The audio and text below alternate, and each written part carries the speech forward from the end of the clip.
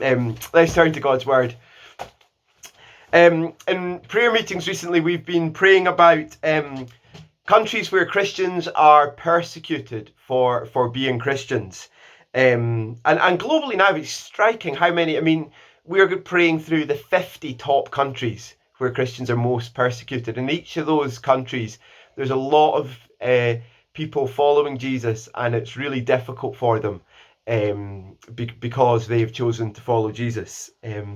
I remember when God first showed me that the persecuted church existed, and that that is something he wanted me to pray about. I was a relatively young Christian, and I read various just accounts of what had happened. I remember one account of a village in China where a lot of people had become Christians. Basically, the whole village said they were Christians, and the military basically turned up with guns and all this sort of stuff, and they made all the guys basically pee in a big trough in the centre of town, and then they just said any of the guys who won't renounce Jesus, we're going to be drowned in that. And just a shocking kind of picture of what it can be to follow Jesus for some people to do that. And I remember being really saddened because while lots of people were sadly martyred for Jesus that day, some weren't. Some just chose not to kind of honor Jesus and follow Jesus when it was so difficult like that. So yeah, following Jesus can be really hard in places of the world. Right now it is. And for us in the West and in Scotland, I guess it's not the same sort of difficulty. Some people say that, I remember an Iranian Christian say that it's like we fear that in Iran they feel that the raised hand, whereas in the West we fear the raised eyebrow. But it does feel like maybe it's increasing. There seems to be an increased level of nervousness about this sort of thing in the West. It kind of, this idea that we're a post-Christian place where this beautiful, positive, disruptive thing called Christianity is now considered disruptive, is now considered kind of stodgy, irrelevant, even harmful by some.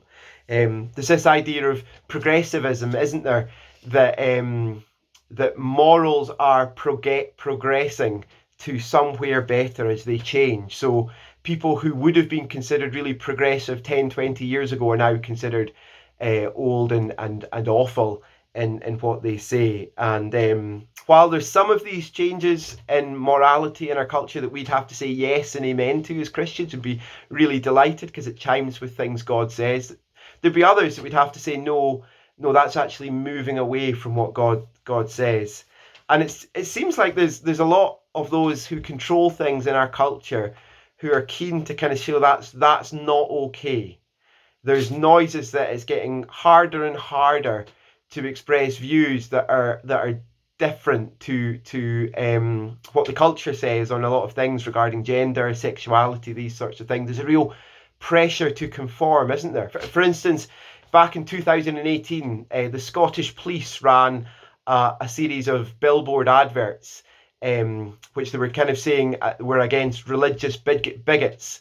And at the bottom of them, it said, "End of sermon." Basically kind of saying the 2 or 3% of the population who are Christians, we're really targeting this at you. And it was saying, you mustn't express views that are different to the mainstream ones on things like gender and sexuality and these sorts of things. Now compared to most, it's really not that hard at the moment. And who knows, it might never get much harder than it is at the moment. But I sense a level of fear and nervousness within Christians about how it might be difficult to follow Jesus in the coming years. And there's even difficulty just being faithful in the here and the now as witnesses to Jesus. Well, these things give us a taste of what it might have been like to be a Christian in Smyrna, the place that Les just read us that message to from Jesus. Smyrna was a Roman city, and at that time in sort of the Roman Empire, there was this idea that people would worship the emperor, that they would kind of be.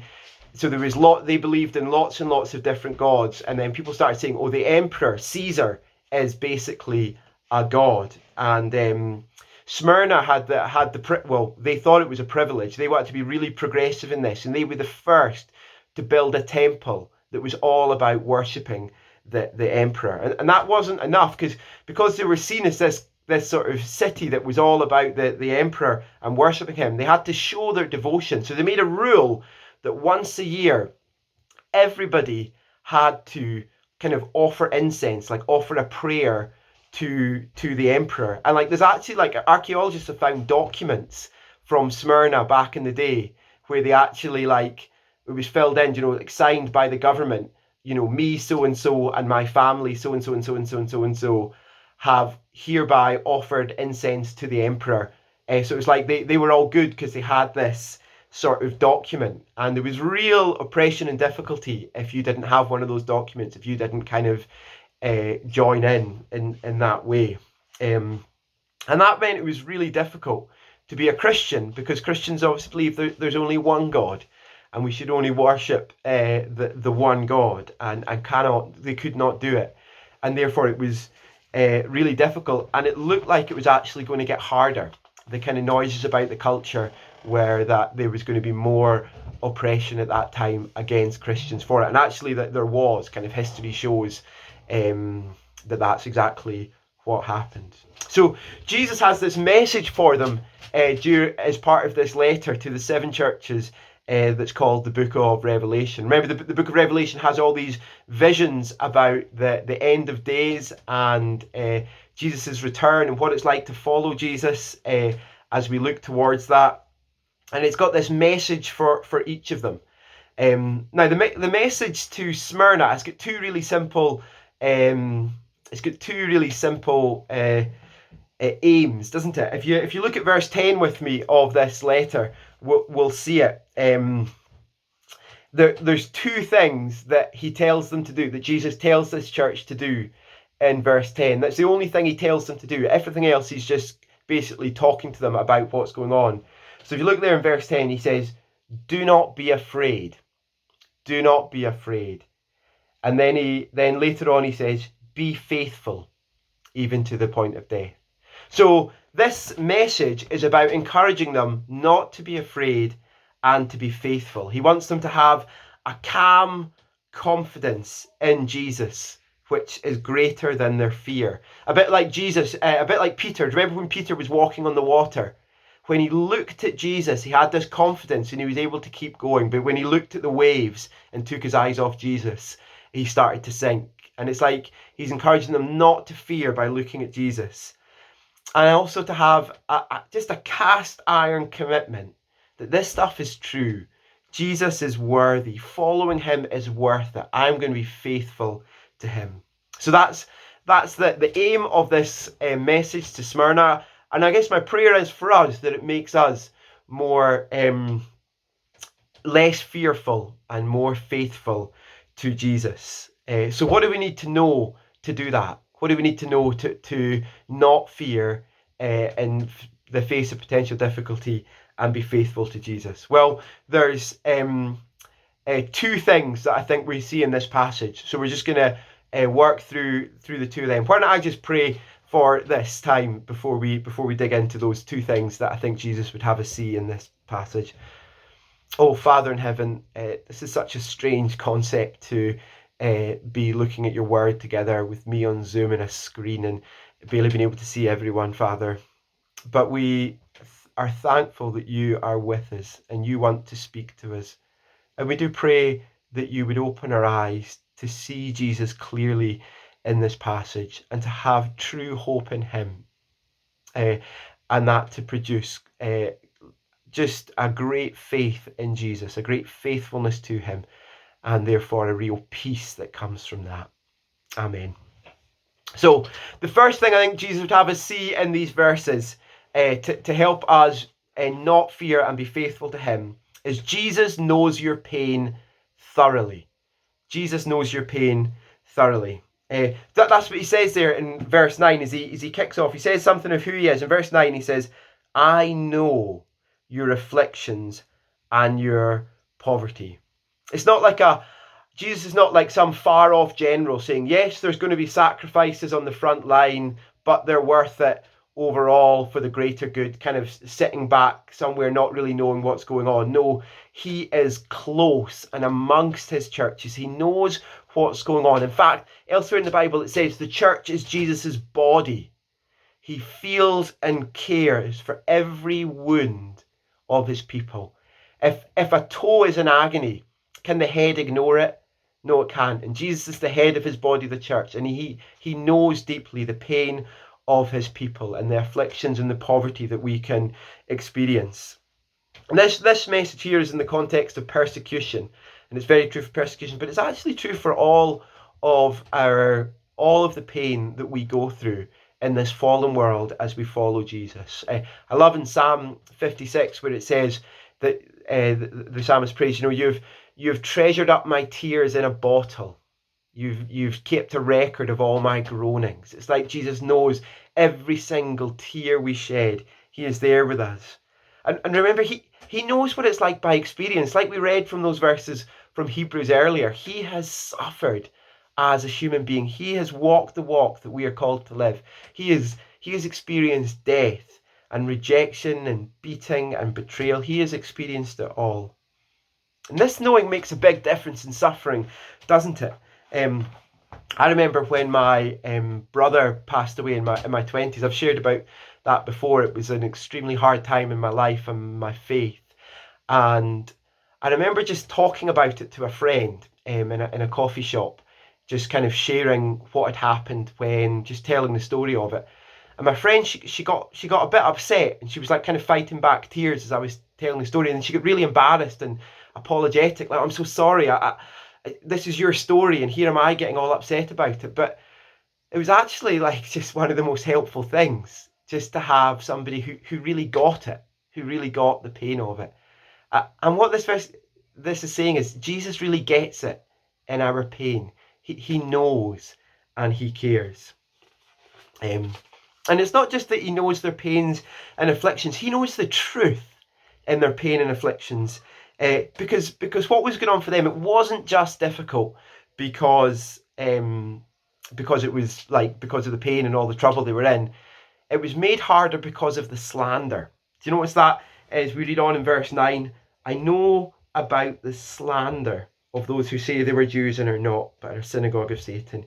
He says, I know about the slander. See, back then, originally Christianity was considered to be like a Jewish sect, that it was kind of come out of Judaism, and that was important because all that emperor worship stuff, the Jews had like a kind of compromised free pass on it. They could offer like incense as like a prayer for Caesar. So it's like the Jews had like a special arrangement.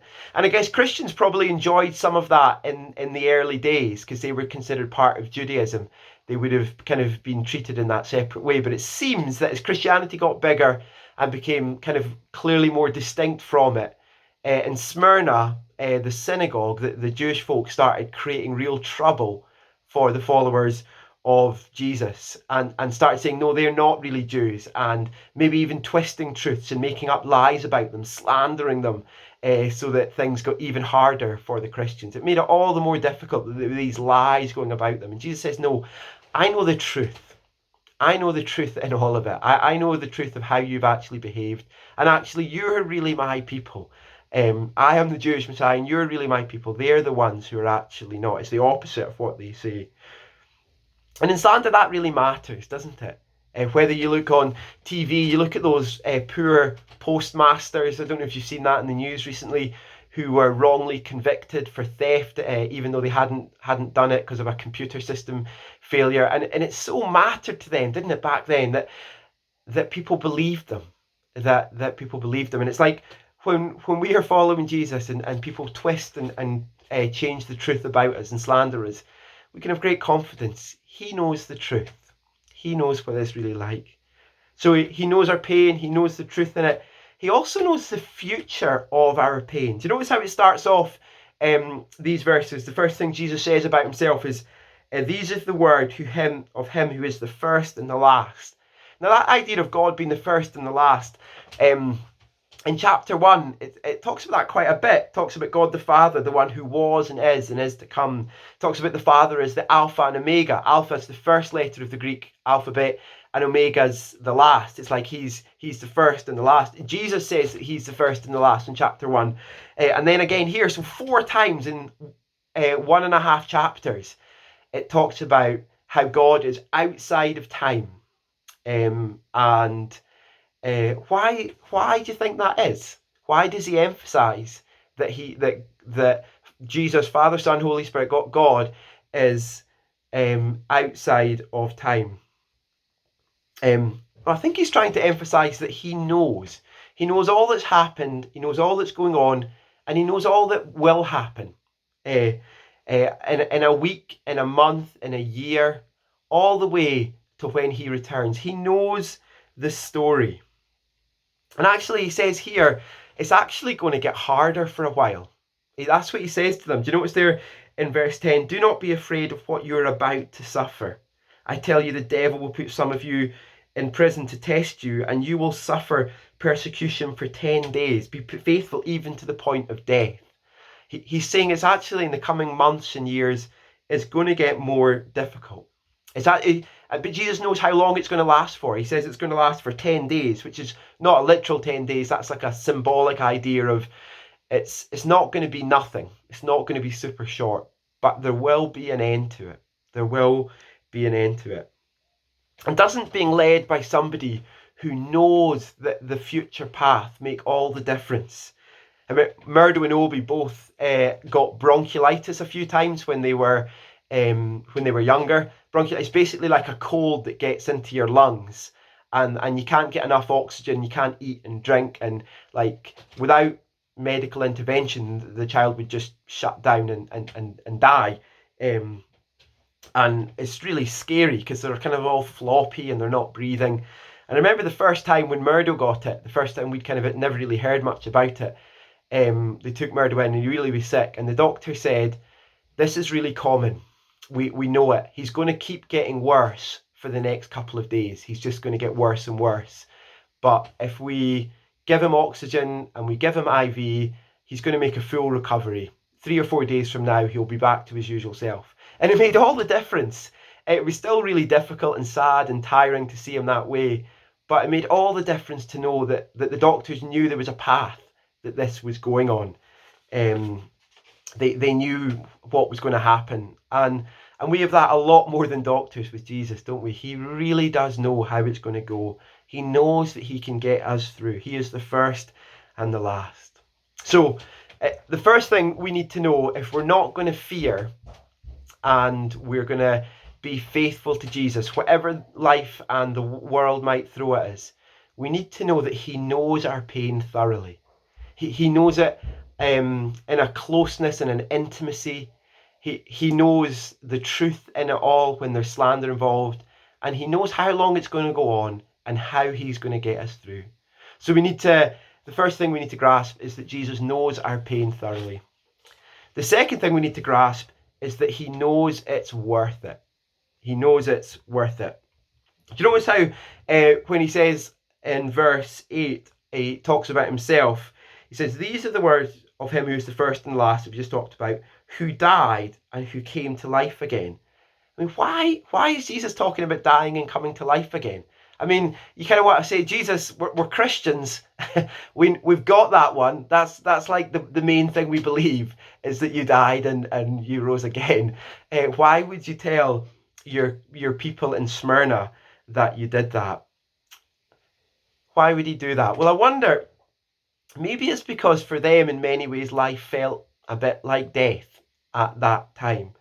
Things were really difficult. It seems like Smyrna was a really rich city, and yet it talks about them being really poor. Like, it seems like they were probably kept from buying and selling and doing stuff because they wouldn't take part in the emperor worship. It just seemed like life was really pretty difficult for them at that time, and some of them were about to be killed for following Jesus. And it's like Jesus is drawing their attention to the fact that this is not it. There's hope beyond this life. This life is not all that there is. The great pain that we can have in this life, it doesn't have the last word on our lives. Through Jesus dying and rising from the grave, there is now life after death for those who would trust in him. What a great hope when things are difficult in life and in following Jesus. But there's more than that, isn't there? Because the reverse is also true, which kind of raises the stakes in this, doesn't it? There's also a death after death.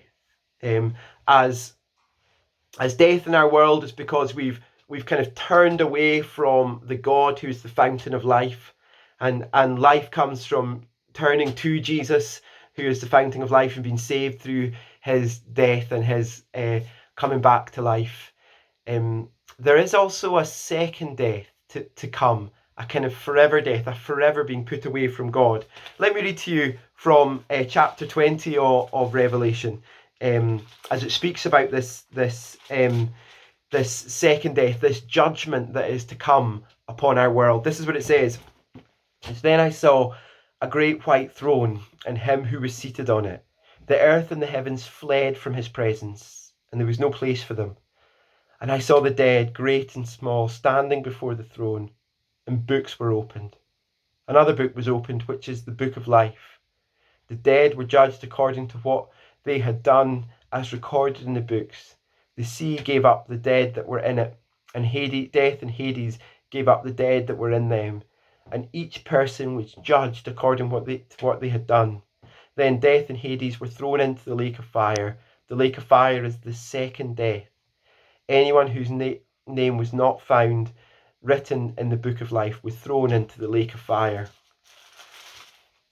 Those are really sobering words, aren't they? It says that the world that said to God and Jesus, "We want to get rid of you," will one day experience God saying, "Okay, you can be rid of my life-giving presence," and experience this second death and it's going to be not good. It's going to be awful, like being in a lake of fire.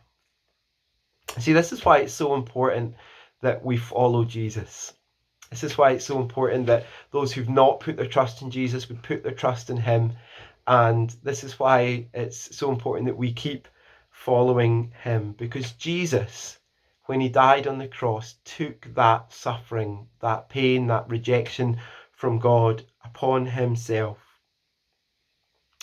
So that, as it says there back in chapter 2, verse 9, to the one who is victorious, he will not be hurt at all by the second death. Jesus has taken it all, that we, if we trust in him and keep trusting in him, can be totally forgiven and receive life instead of death. And it's the life that we receive is so invigorating and exciting, isn't it? Do you notice what it says at the end of verse 10? It says, "Be faithful even to the point of death, and I will give you life as a victor's crown." The promise of being faithful to Jesus is life as a victor's crown. And we'll experience life forever. Somehow is a bit like a crown on our head given by Jesus. Literally, it says it's like receive a crown of life. And that's a big deal, because in a couple of chapters, in chapter 4 in Revelation, we get like a sneak preview into the throne room of heaven with God on the throne, the Lamb on the throne, and the throne is just surrounded by beings trying to worship God, trying to worship Jesus, just shouting out how worthy and glorious and worthy of honor God is. And in that, there's these 24 elders around the throne, and they have crowns, and they lay them at the feet. They lay them down before the throne to say, "You are worthy to receive honor and glory and power. You are worthy." And you know, when we get there, when we get to be in the very throne room of God, not just as we are now as we come before God, but truly and physically and fully before God in that way, all we are going to want to do is have some way of ascribing worthiness, as we see his worthiness, something to lay down before him and say how great he is. And we are going to have a crown of life that we can lay down before him in worship. See, as we follow God in hard times, the devil thinks he's hurting us and attacking us. Do you know, it's like the devil will throw you in prison. Devil will work. The evil schemes of the evil one and the powers that be will work to put you in prison. But actually, Jesus says that he is working a testing of our faith in it. Our faith will be tested through it. And that faith, when it's proved real, results in praise and glory and honor that we can give to Jesus when he returns. And you're going to say it was worth it. Whatever it costs you in this life to follow Jesus, you're going to say it was worth it. It'll be like even the greatest suffering that seems so big now, then you will say, wow, it was light and momentary compared to what I have here with Jesus. So if we are going to be faithful and not fearful, whatever life may throw at us, whatever the evil one may throw at us, as we try to follow Jesus, as we keep following Jesus, if we're going to do that, this is what we need to know. We need to know Jesus knows our pain intimately. He knows our pain intimately. What's going on for us, what's going on in our heart, what's really true when we're slandered. He knows the future of how it's all going to go. He knows it all. We need to know that. And we also need to know that it's worth it. It's really going to be worth it. When Jesus comes again, the difficulties of this life will seem so small compared to it. And it's going to be so worth it to have followed him and be saved and receive forever life instead of forever death that we deserve.